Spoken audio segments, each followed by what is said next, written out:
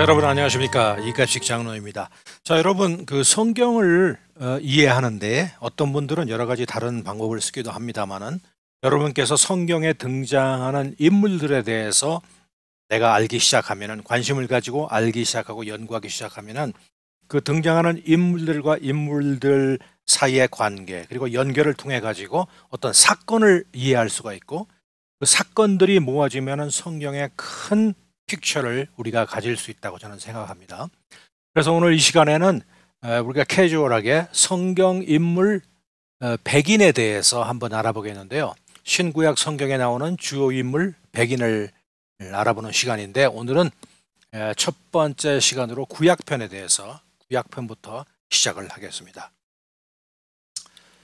자, 처음으로 이게 어떤 순서나 뭐 연대순으로가 아니라 그냥 randomly 더 자세히 말씀드리자면은 알파벳 순이라고 할까요? 그렇게 시작되겠는데, 자, 처음에 등장하는 인물이 그 여러분들 잘 아시는 아론입니다. 자, 아론은 그 아론의 부모들이 그 레위의 후손들이죠. 레위라고 하면 여러분들 잘 아시는 야곱의 12 아들이 있고 그 12 아들로부터 12 지파가 시작되었다가 우리가 이렇게 보고 있는데, 첫 번째 아들이 루번이었죠.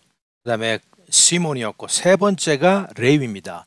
바로 그 레위의 후손으로서 아버지의 이름은 아므람, 어머니는 요게벳, 요게벳의 노래라는 그런 CCM도 있듯이 그 부모 사이에서 태어난 자가 바로 모세입니다. 그래서 그 아므람과 요게벳은 아론과, 그러니까 이 지금 말하고 있는 아론과 그다음에 미리암 하면은 모세의 누나가 되겠죠.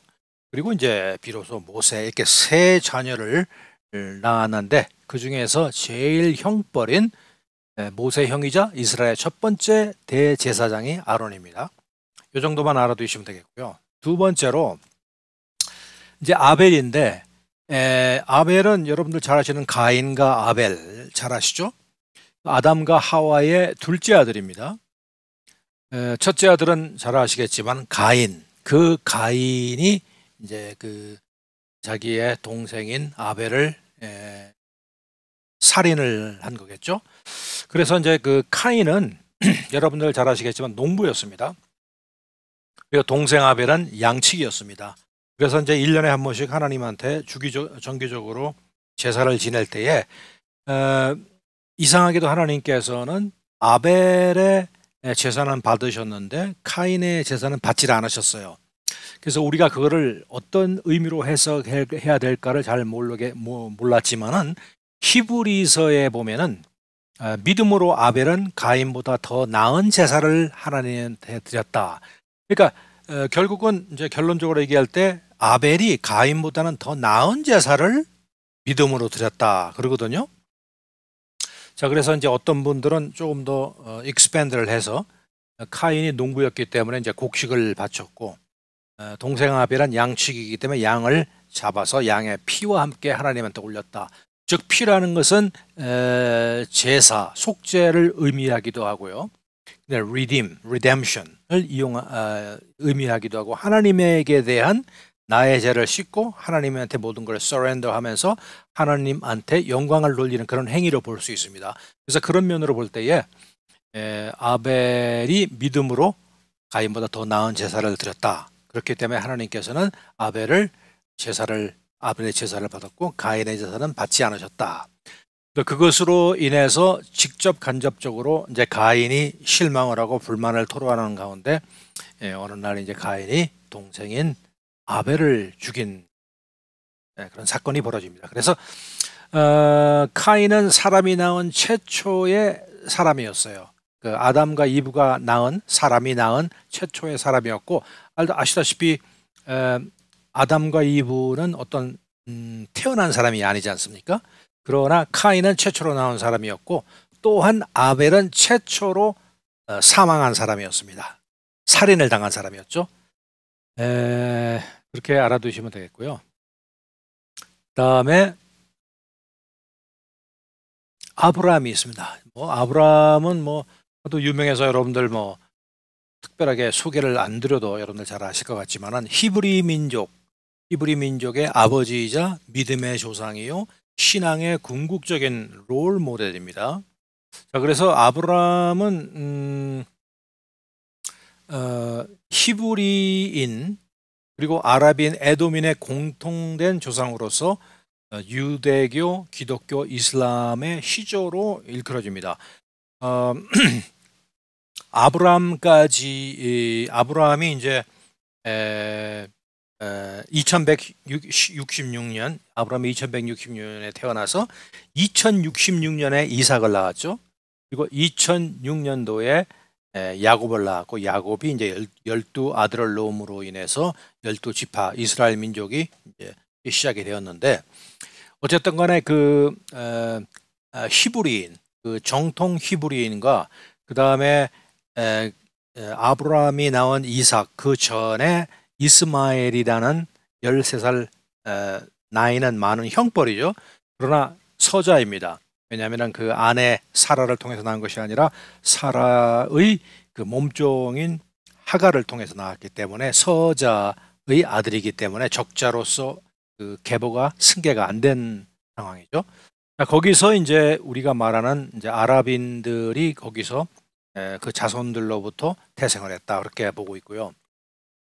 그 다음에 아까 말씀드린 대로 야곱이 이제 그 이삭으로부터 태어날 때에 야곱의 형이 있었죠. 쌍둥이 형이 있었습니다. 그 쌍둥이 형이 이제 에서라는 사람인데 그 에서가 결국은 태어나서 장자권을 박탈당하고 나중에 또 얘기하겠습니다만 그래서 에서가 무엇의 시조가 되었냐면 에돔인의 시조가 되었습니다. 그래서 그 얘기를 하는 겁니다.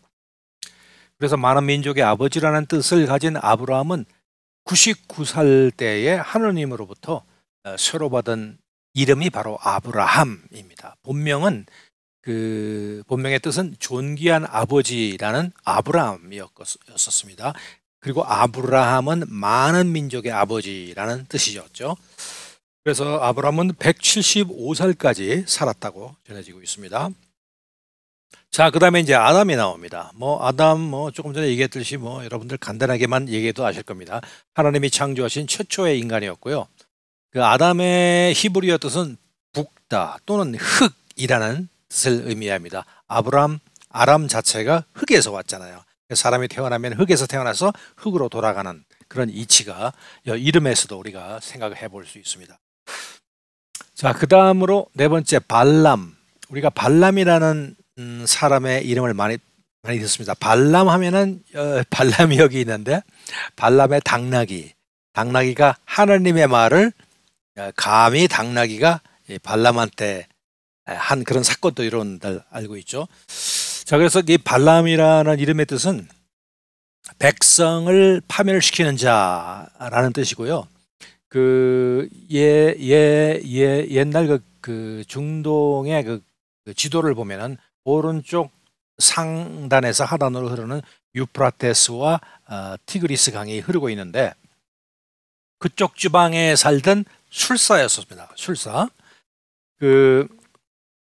이 모압 사람들이 이제 관련이 되어 있는데 이때가 이제 잠시 그 상황을 말씀드리자면은 이스라엘 민족이 출애굽을 해서 이제 광야를 통해서 이제 프라미스드 랜드 젖과 꿀이 흐르는 그곳을 가기 위해서 헤매일 때의 그 상황입니다. 그때 상황이 이제 북쪽으로 올라가야 되는데 북쪽에 올라가야 되는데 그 갈릴리 호수가 있고 밑에 사해가 있는데 그 사해 요단강이 있고 그 오른쪽 동편에 어떤 민족들이 거하고 있었는 거 아니 에돔 제일 밑에 에돔이 있었고요. 그다음에 그 바로 위에 모압 그다음에 그 위에 암몬 족속이 있었어요. 자, 그런데 이제 모압 쪽을 지나가야지만은 그 위쪽으로 해가지고 가나안 땅으로 빨리 들어갈 수가 있는데 거기서 이제 모압의 왕한테 우리가 지나만 갈 테니까 길만 좀 열어다오 그랬더니 모압 왕이 이제 비상이 걸린 거죠. 왜냐하면은 그때에 모압에 도착하기 전까지 이 이스라엘 민족이 여러 미디안이니 또 에모라이트 같은 족속들을 무찌른 그 소문을 들었거든요. 그래서 이제 겁이 나는 거죠. 그래서 아무리 사람들한테 하나님이 역사한 것을 알고 있기 때문에 굉장히 두려워했습니다. 그래서 그 당시에 모압 왕이 이 발람하고 좀 비슷한데 발락이라는 그 왕인데, 그 사람이 고민을 하고 있으니까 주위에 있던 그 술사들이 그러지 말고 조금 전에 말씀드린 그 발람이라는 사람이 술사가 있는데 그 술사한테 얘기해서 그 지금 쳐들어오려고 우리 땅을 건너가려고 하는 그 이스라엘 민족을 저주를 하면은 그 술책이 들어가지고 그 사람들이 망하거나 돌아가지 않을까. 이제 그 의견을 얘기했더니 이제 뭐 다른 옵션이 없으니까 발락이 그렇게 하라고 그래가지고 사실은 이 발락 왕의 사신들이 발람한테 3번이나 갔었어요. 3번이나 가서 이제 이런 얘기를 하고 나한테 와서 지나가려는 이스라엘 민족을 저주를 좀 하라 그랬는데, 그때마다 이제 하늘의 천사들이 와서 그거를 말리죠. 그러다가 마지막에 왕의 여러 가지 뭐 조건이 좋았겠죠. 뭐 황금도 주고 뭐 땅도 주고 뭐 그랬겠죠. 그래서 이제 이 사람이 일단은 가기로 했습니다. 그래서 이제 당나귀를 타고서 이제 가는데, 한참을 가는데 갑자기 당나귀가 그 자리에서 서고서 움직이지를 않는 거예요. 그래가지고 그 당나귀가 그 벽이 있는데 벽에다가 몸을 이렇게 숨기면서 이렇게 버티는 장면도 있고, 그래서 이 발람은 도대체 왜 그러는지 몰라서 당나귀를 책망했는데, 당나귀 눈에는 하나님의 천사, 하나님의 사자가 그 앞에 버티고 있는 것을 이 당나귀가 알고서 옆으로 피한 것이었습니다. 자, 그래서 결과적으로 발람이 화가 나서 당나귀를 몇 번을 때렸어요. 그러자 하나님께서 당나귀의 입을 열어가지고 입을 여는 동시에 그 영적으로 나타난 그 하나님의 사자들을 발람의 눈에 보여주기 시작하고, 이제 발람이 결국은 어떤 상황인지를 알게 된 거죠. 자, 그래서 당나귀가 그 전하는 하나님의 말씀을 듣고 나서 그냥 돌아가겠다 그랬지만은, 하나님께서는 그 당나귀 입을 통해서 그냥 가라고, 천사가 그냥 가라고 이렇게 얘기를 합니다. 자, 그 다음에 이제 그 결국은 발람이 발락과 만나가지고 발락은 발람이 저주를 할 줄 알았는데 오히려 저주하는 것이 아니라 그 자리에서 하나님의 지시대로 이스라엘 민족을 오히려 축복하고 돌아간 그런 사건의 주인공이 바로 발람입니다. 자, 그 다음에 자, 여러분, 밧세바 하면은 이제 여러분들 다 아시겠죠? 다윗 왕의 아내이자 솔로몬의 어머니입니다. 그런데 그 밧세바는 세바의 딸 혹은 맹세의 딸이라고 이제 그 이름의 뜻입니다. 자, 이 여자는 그 다윗 왕의 부인이고 또 솔로몬 왕의 어머니였습니다. 원래는 다윗 왕이 970년이 아니죠. 1010년에 이제 왕권을 이어받아서, 사울로부터 이어받아서 제2대 통일 왕국의 왕이 되었는데, 전쟁이 한참인 그때 이제 딴 생각을 하면서 그 궁궐을 거닐다가 그 밖에 그 옥상에 보이는 어떤 여인이 목욕하는 걸 보고 견물생심 마음이 생겼습니다. 그래서 그 여자를 데려오게 하는데 좀 완벽하게 해야 되니까 그 밧세바의 남편이 누구냐 물었더니 그 우리야 장군입니다. 우리야 장군이면 지금 전쟁에 나가 있지 않느냐? 그러니까 맞습니다. 그래서 이제 다윗이 그때 정신이 좀 나간 거죠. 그래서 이제 그 우리야를 완전 범죄를 하기 위해서 우리야를 전사를 시키자. 그래가지고 계획을 꾸며서 실행에 옮겨가지고 결국은 이 밧세바의 남편인 우리야를 전사시킵니다. 그리고 밧세바를 자기의 아내로 데리고 왔습니다. 그래서 991년도에 그 간음 사건이 있었고 990년도에 이제 솔로몬이 태어나게 된 것이죠. 바로 그 주인공이 밧세바. 어쨌든 간에 위대한 솔로몬의 어머니가 됩니다. 자, 그다음에 이제 7번째로 벨사살. 자, 벨사살은 아시는 분은 아시고 모르시는 분은 모르시겠죠? 바벨로니아, 신바벨로니아의 마지막 왕입니다. 그런데 이때가 언제냐면은 이제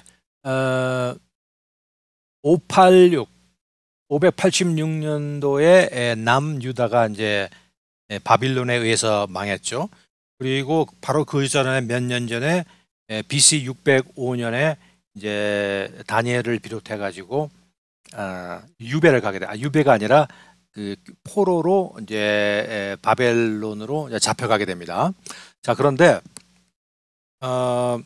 여러분들 잘 아시겠지만 BC 537년도에 사실은 이제 그 바벨론이 망하고서 페르시아 왕이 칙령을 내려가지고 이제 포로 귀환이 시작되는 거죠, 그죠?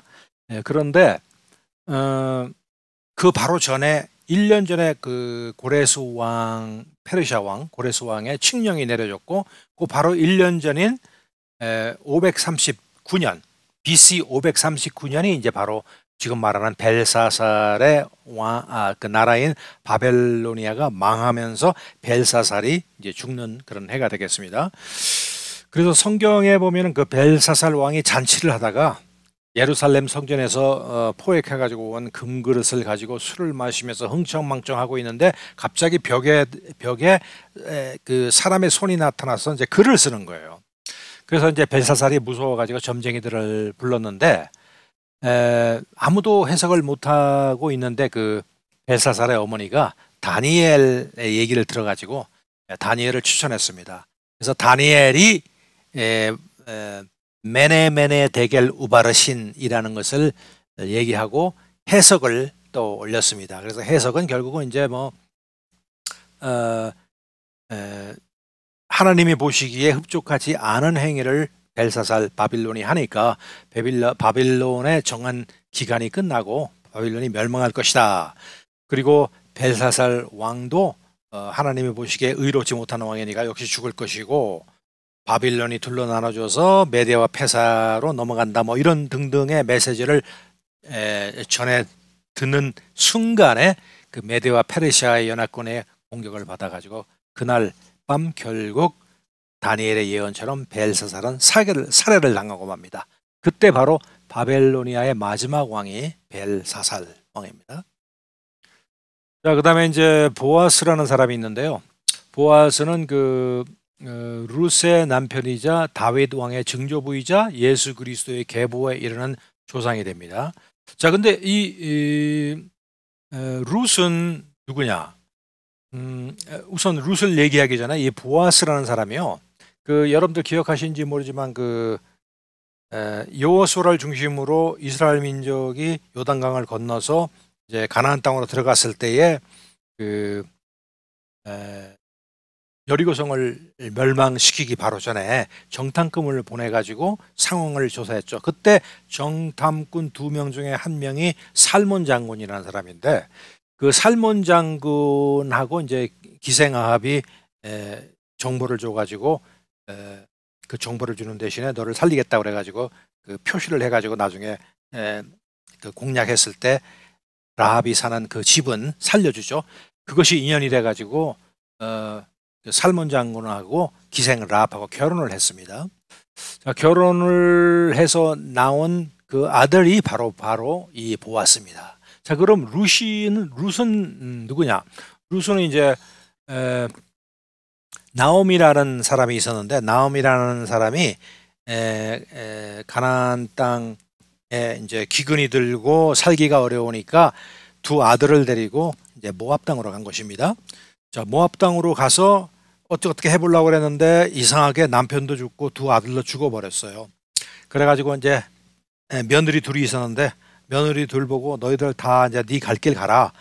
나는 이제 다시 내 고향인 가나안으로 돌아가겠다. 그랬는데 그 중에 둘째 며느리인 그 모압 여인인 룻이 나는 어머니가 가는 곳에 난 따라가겠다. 그래가지고 나오미를 따라서 이제 온 것이죠.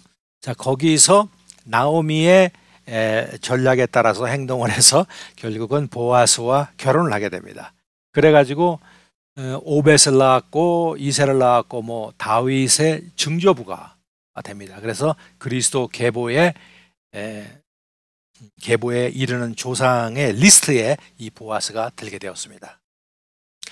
자, 이제 아까 얘기했지만 가인 땅에 태어난 첫 번째 사람입니다. 나중에 동생 아벨을 살해합니다. 아까 뭐 제사 지내는 거 여러 가지 얘기를 했기 때문에 그냥 넘어가겠습니다. 그다음에 이제 갈렙, 유명한 그 갈렙 장군인데 여러분 그 12명의 정탐꾼을 이스라엘에 보내서 가나안 땅에 들어가기 전에 탐색을 할 때에 그 12명이 돌아와서 그 중에 10명이 부정적인 얘기를 했죠. 우리는 그 사람들에 비해서 메뚜기처럼 아주 상대가 안 된다.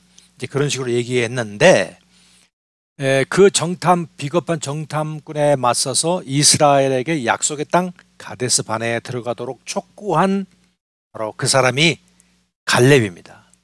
이 갈렙은 또 여호수아의 충실한 동역자이기도 했습니다. 그래서 이 결과로 그 가나안 땅에 들어가기 전에 이스라엘 민족, 그러니까 9세대 이스라엘 민족은 다 죽었고요. 새로 태어난 사람 플러스 이 갈렙과 여호수아만 이 요단강을 건너서 가나안 땅으로 들어가게 되었다 하는 사건에서 볼 수 있는 갈렙 장군이었습니다.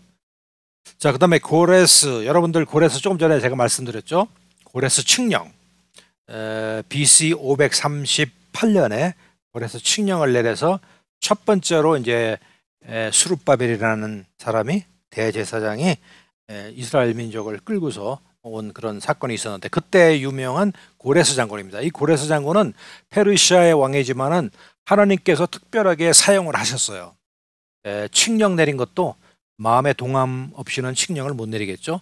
어쨌든 여러 가지 스토리가 있는데 일단은 간단하게 넘어가는데 유대인들이 돌아가서 예루살렘을 재건축할 수 있도록 허용하는 귀한 칙령을 내린 페르시아 왕이 바로 고레스입니다.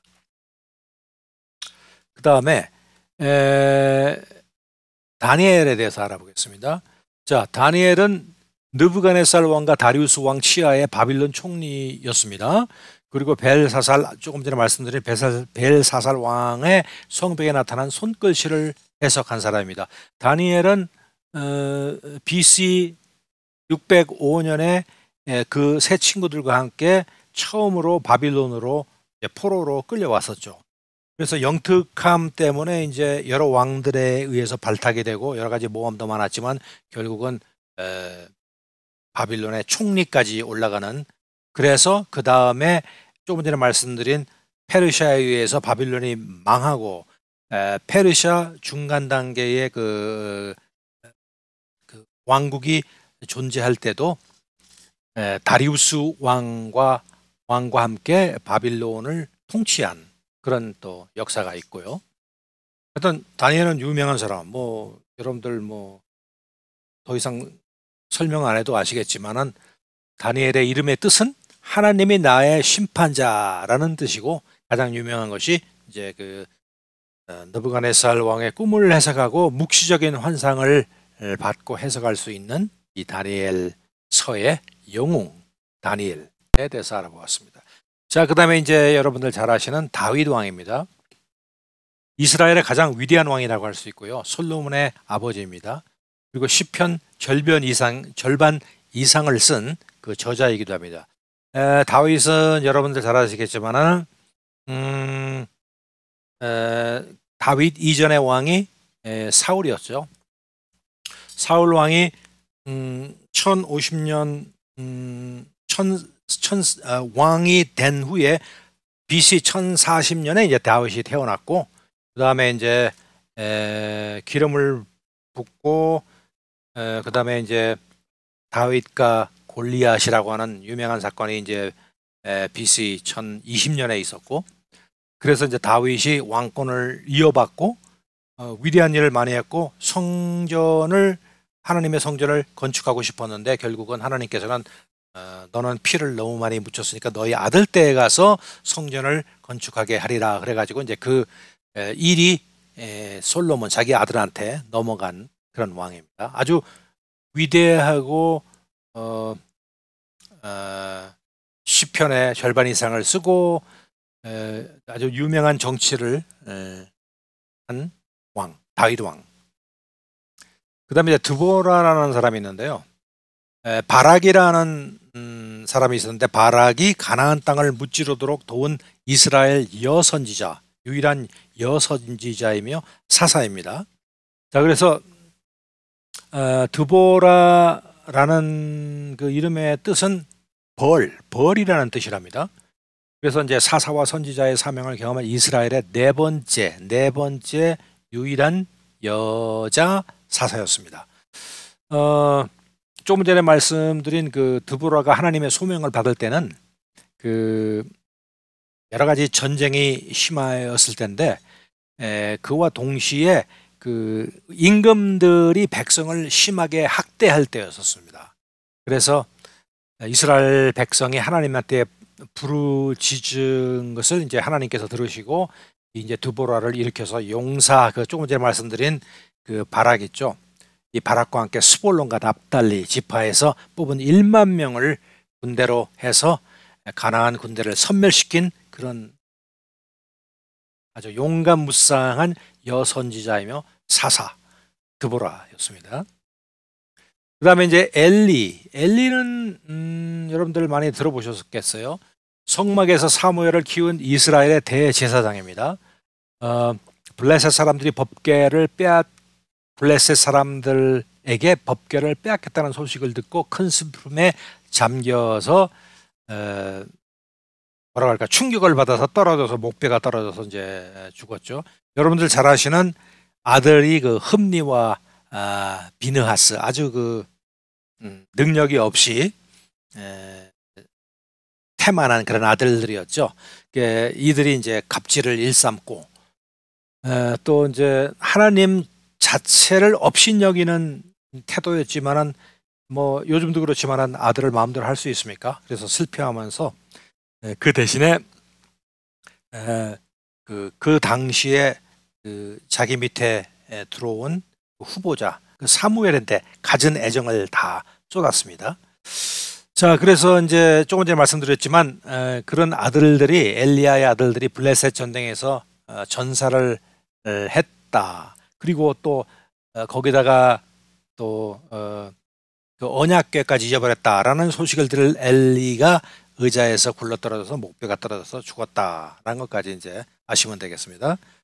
자, 그 다음에 이제 엘리야, 유명한 엘리야입니다. 갈멜산에서 적들을 물리치고 나중에 죽지 않고 하늘로 들려 올려진 용감하고 강인한 이스라엘의 선지자입니다. 성경에는 이제 죽지 않고 올라간 인물이 둘이나 있죠. 지금 얘기한 엘리야, 그리고 엘리야와 더불어서 에녹, 이렇게 두 사람이 이제 등장합니다. 자, 그 다음에 이제 아합 왕 때였죠. 아합 왕 때 왕을 비롯해서 백성들이 그 바알과 아세라 그 우상들을 섬기면서 아주 말이 아니었었어요. 그래서 이제 이 엘리야가 여러 가지 이제 권면의 말을 했지만은 듣지 않는 상황이었었는데 결국은 이제 결론적으로 그러면 네가 그렇게 신봉하는 거짓 우상인 바알과 아스라 선지자들 850명을 데려와라. 바알 400명, 선지자 400명, 그리고 아세라 선지자 450명을 데려와서 갈멜산에서 나와 1대 850으로 대결을 하자. 그래가지고 올라가서 송아지를 제물로 삼고 자기 각자의 신에게 기도하여서 불로 응답하게 하자. 그래가지고 850명이 기도를 하고 뭐 반나절이 지나도록 기도를 하고 나중에는 옷을 찢고 자해를 하고 그래도 불이 없었어요. 그러다가 엘리야가 여호와한테 부르짖을 때 불이 내려와서 그 제물과 그 도랑에 있는 물까지 다 말라서 태워버리는 그런 역사가 있었죠. 그 즉시로 이 엘리야가 백성들을 시켜서 바알과 아세라 선지자 850명을 그 기손 시내로 끌고 가서 모두 다 죽여버리는 사건이 바로 이때 일어났습니다. 그 다음에 엘리야 다음에 또 엘리사를 얘기 안 할 수 없죠. 엘리야의 후계자입니다.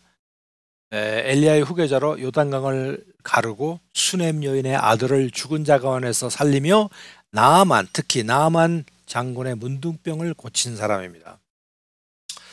자, 그래서 이제 이 사람이 엘리야 시절에 밭을 갈고 있었는데 시골에서 엘리야가 지나가다가 겉옷을 벗어 던지며 불렀어요.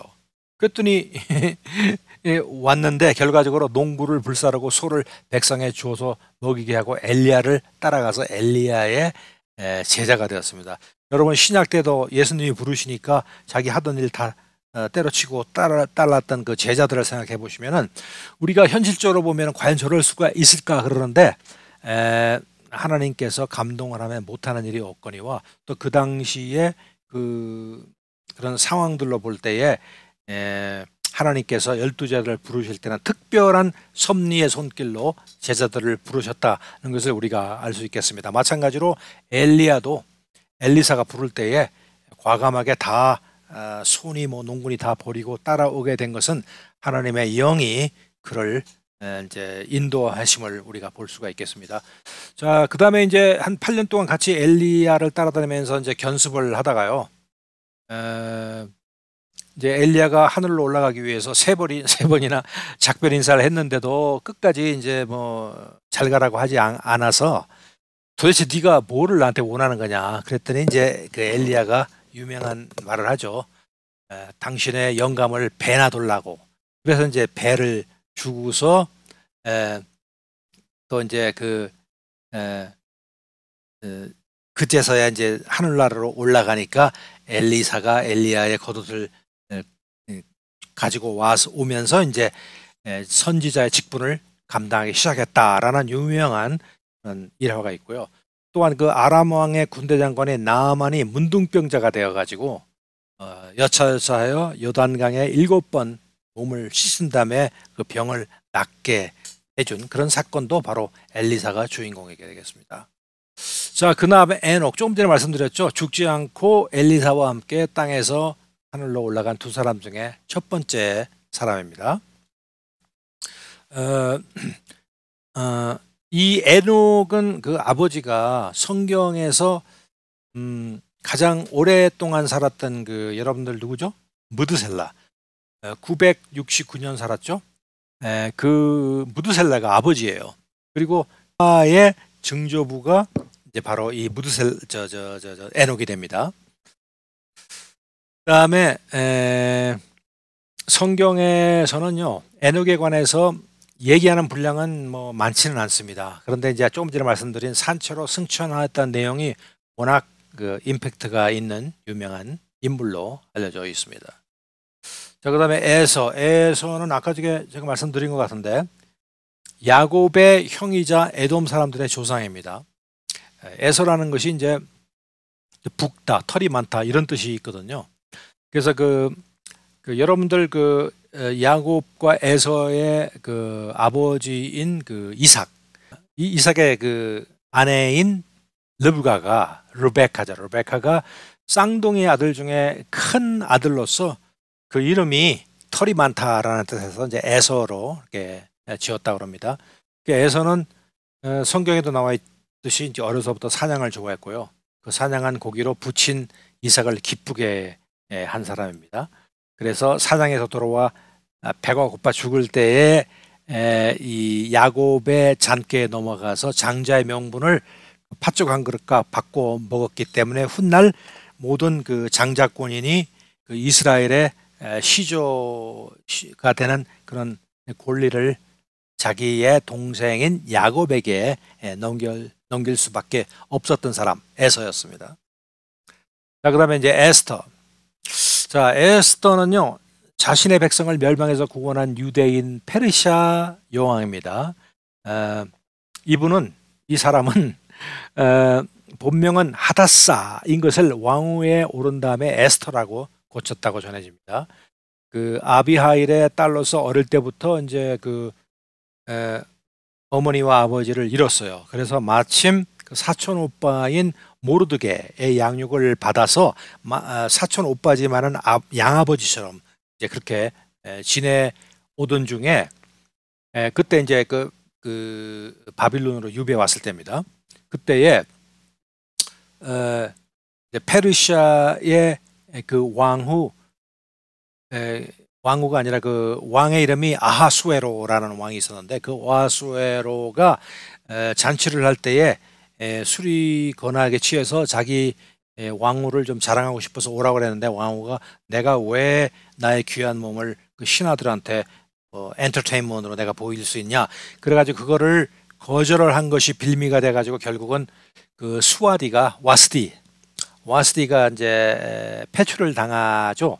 그리고 패출을 당한 다음에 또 황후가 필요하니까 전국에서 모아온 아름다운 처녀들 가운데 뽑혀서 내시 해계의 추천으로 그 아하수에로 왕에게 간택되어서 결국은 왕후가 되는 그런 사람이 바로 에스더입니다. 그 다음에 이제 그 당시에 그 하만이라고 하는 총리 아주 사악한 총리가 있었는데 그 하만이 이 모르드게가 자기한테 경의를 표하지 않는다고 해가지고 아예 전 유대인을 다 죽이려는 계획을 세우고 있었습니다. 그런데 모르드게가 이것을 알고서 에스더한테 이제 알리니까 에스더가 죽으면 죽으리라 해가지고 왕한테 나갔죠. 그 당시에는 왕이 오라고 하기 전에 왕한테 나타나면 죽음이죠. 그래서 이제 죽으면 죽으리라 하고 에스더가 왕한테 나가서 그 전모를 다 얘기해서 그 일이 뒤엎고 그 바로 그 전에 그 왕을 암살하려던 자를 알려주어서 화를 면하게 하던 그 모르드게를 네 모르드게가 위험에 처해 있구나. 그래서 이제 모르드게를 살리면서 모르드게를 총리로 삼고 이 조금 전에 말한 그 총리 하만을 이제 죽이고 모든 그 유대인에게 자위권을 주고 유대인을 적대 행위를 하지 말라라고 칙령을 내린 그런 왕의 아내가 바로 에스더가 되겠습니다. 자, 그 다음에 이제 이브 차례인데요. 이브 하와라고도 합니다. 아담의 아내이자 세계 최초의 여성. 근데 그녀는 불행하게도 사탄의 유혹에 넘어갔습니다. 이브라는 것이 이제 산자의 어미, 모든 산자의 어미다. 네, 그런 뜻이 있고요. 아담의 아내로서 온 인류의 첫 어머니다. 네, 그 정도 알아두시면 되겠습니다. 자, 에스겔입니다. 에스겔은 누구냐?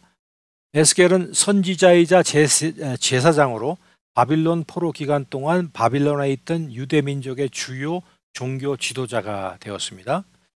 4대 선지자 중에 한 사람이죠. 에스겔의 4대 선지자라면은 이사야로부터 해서 이사야, 그다음에 에레미야가 있고, 그다음에 에스겔이 있고, 그다음에 또 한 사람이 이제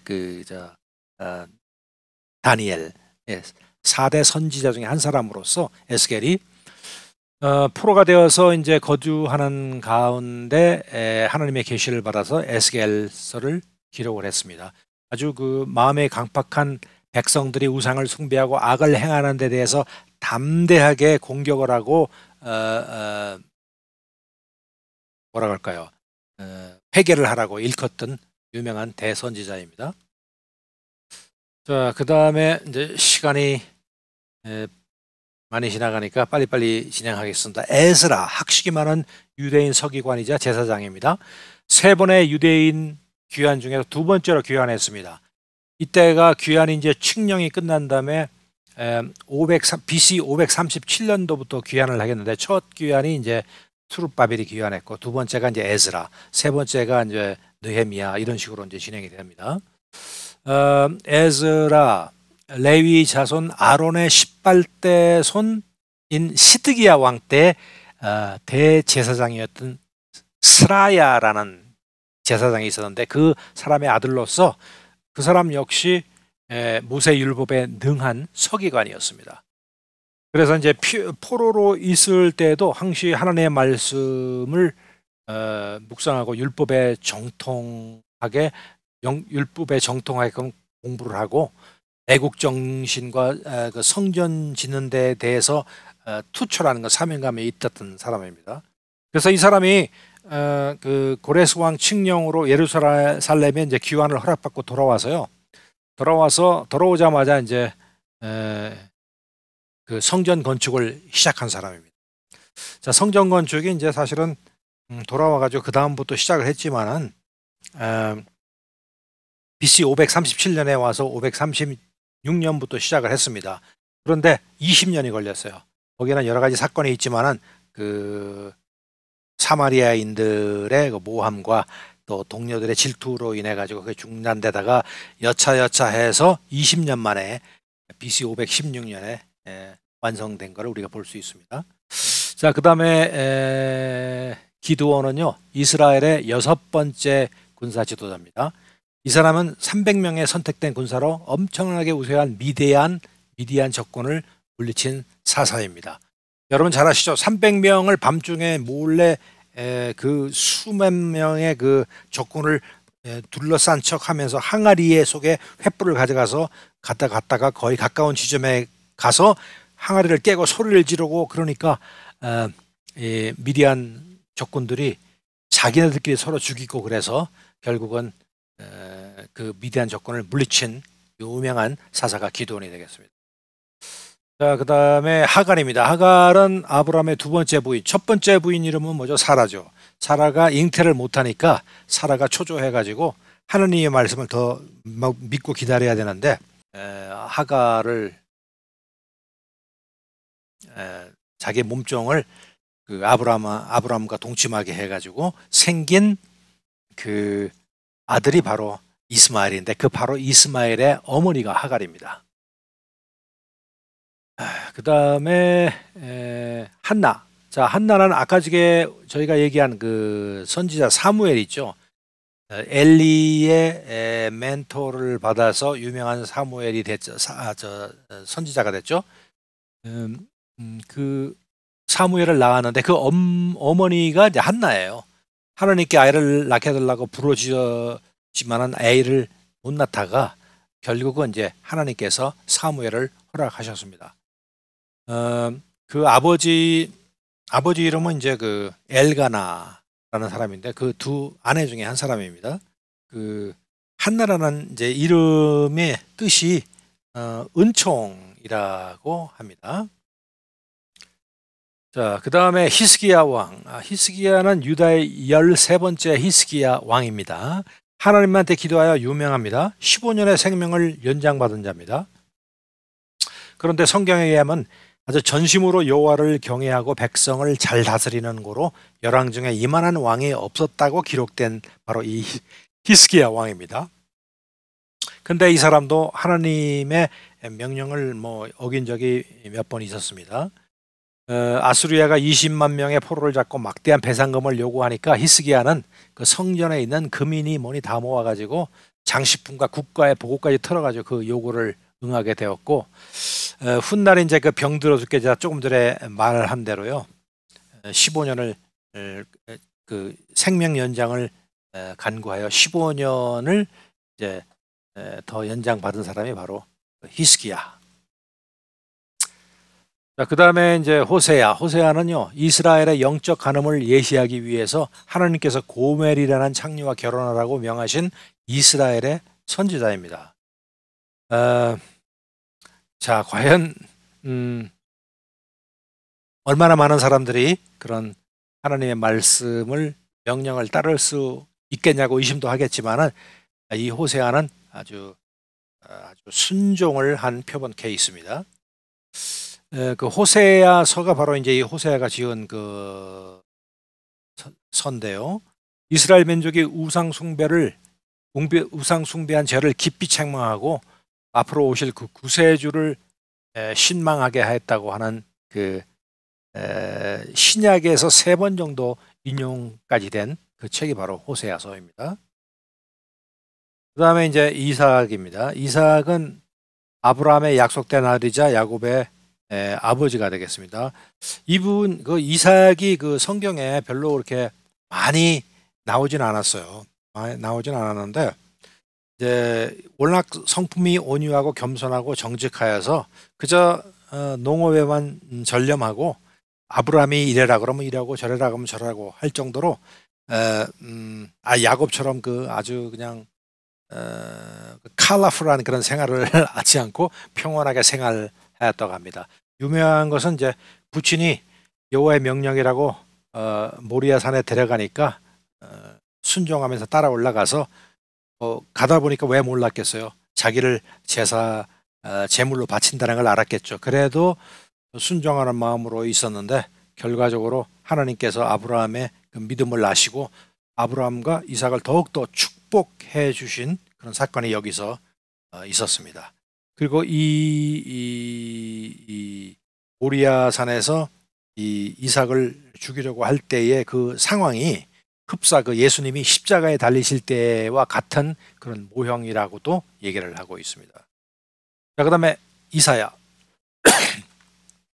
예수님의 동정녀 탄생, 그분의 성령 충만한 사명, 그분의 신성 인성, 그분의 죽음, 그분의 천년 통치를 예언한 선지자입니다.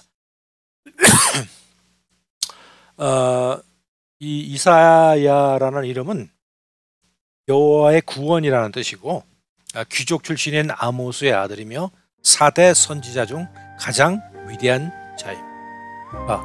그래서 오늘은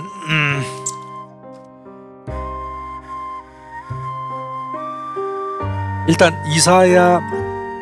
이사야까지만 오늘은 하겠습니다. 그 다음서부터는 31번째에서 60번째 구약의 두 편을 두 번째 시간을 다음 시간으로 기약을 하면서 오늘은 여기서 마치도록 하겠습니다. 여러분 감사합니다.